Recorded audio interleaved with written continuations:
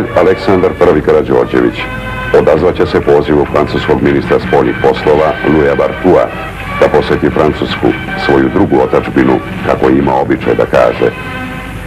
Kraljica Marija poći će vozom, dok će kralj Aleksandar I 9. oktobra 1934. godine razaračen Dubrovnik uploviti u Marsej.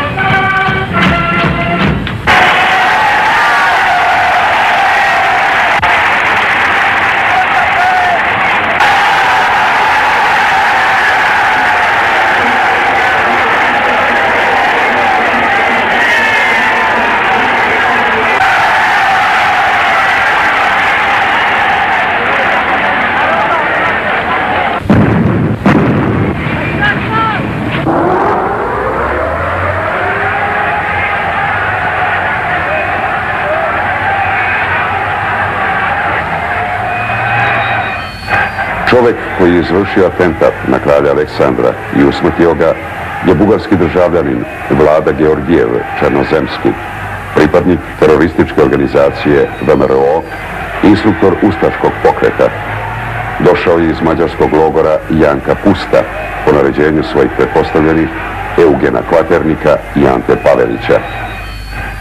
Ustaška i fašistička organizacija dugo i temeljno pripremat će ovaj atentat, želeći raspad Jugoslavije i suprotstavljajući se politici kralja Aleksandra, iza kojeg je, znamo, stajao Balkanski savez i mala Antanta.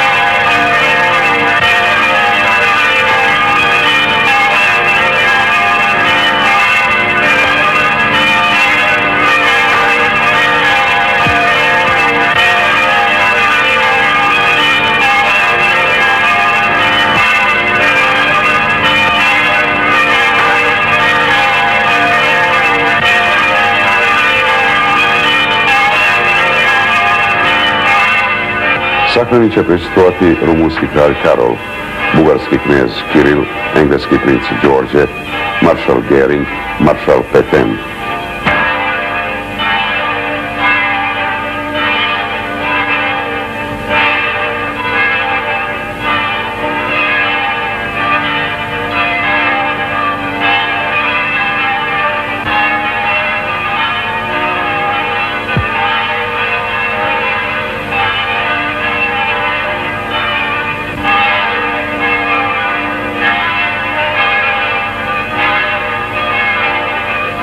Aleksandar I sahranjen je na Oplencu, a njegov konjički eskadron ispalit će posljednji počasni plotun svom komandantu i kralju.